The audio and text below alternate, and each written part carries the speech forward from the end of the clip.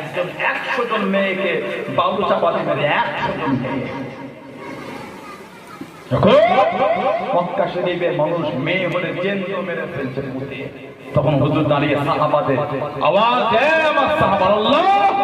কারোর ঘরে যদি 3টে মেয়ে দেয়, ওই ব্যক্তি যদি 3টে মেয়েকে আল্লাহর দ্বীনের বিধান শিখিয়ে যদি অন্যের ঘরে পার করে, মানে বিয়ে দিতে পারে শরীয়তের বিধানে থেকে, আল্লাহ ওই ব্যক্তির নামায় আমালে 3টে জান্নাতকে আল্লাহ কবুল করে দেবে। হুজুর বলছেন কাউকে যদি আল্লাহ 2টো মেয়ে দেয়, সে যদি তার 2টো মেয়েকে দ্বীনের বিধানে শিখিয়ে বড় করে দ্বীনের বিধানের উপর মজবুত রেখে যদি বিয়ে দিতে পারে, আল্লাহ ওই ব্যক্তির নামায় আমালে জান্নাত আল্লাহ লিখে দেবে। জোরে বলে। সাহাবীরা বলছে হুজুর যদি আল্লাহ একটা মেয়ে দেয়, আমাদের হুজুর বলতে আল্লাহ রহমানুর রহিম, কাউকে যদি আল্লাহ একটা মেয়ে দেয়, সে যদি একটা মেয়েকে দ্বীনের বিধান শিখিয়ে পার করতে পারে, আল্লাহ ওর ব্যক্তির নামায় আমালে একটা জান্নাতে আল্লাহ লিখে দেবে।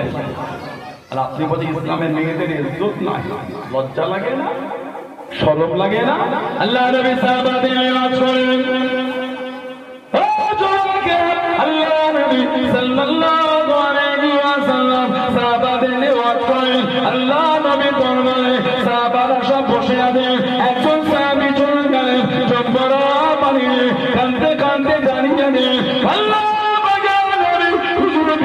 মাফ করো, আমার গুনাহটাকে আল্লাহ পাক মাফ করো, আমার গুনাহটাকে মাফ হবে বলো, জীবনে যা গুনাহ করে ফেলেছে আল্লাহ পাক আমার গুনাহটা মাফ করবে। আল্লাহ নবী জিজ্ঞাসা করলেন, ও বাবা সাহাবী কি গুনাহ করেছো বাবা, কেমন অন্যায় করেছো বাবা? সাহাবী কেঁদে কেঁদে দাঁড়িয়ে নেই, হুজুর আমি জবানে বলতে পারবো না, হুজুর আমি জবানে শোনাতে পারবো না, হুজুর আপনাকে বলতে পারবো না। ও বাবা সাহাবী কেমন অন্যায় করে ফেলেছো বাবা? সাহাবী কেঁদে কেঁদে জানিয়ে নেই, আল্লাহ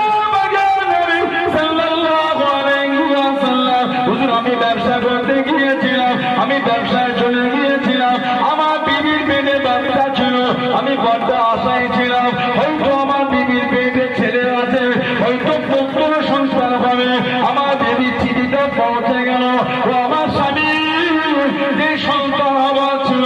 আল্লাহ রাব্বুল আলামিন খুশি হয়ে ওটা পুত্র সন্তান দিয়েছে। হুজুর আমি বড্ড খুশি হয়ে গেলাম, হুজুর আমি বড্ড আনন্দিত হয়ে গেলাম, আমি তাড়াতাড়ি ব্যবসা করা শেষ করে বাড়িতে পৌঁছে গেলাম, বাচ্চাটাকে দেখতে পেলাম না,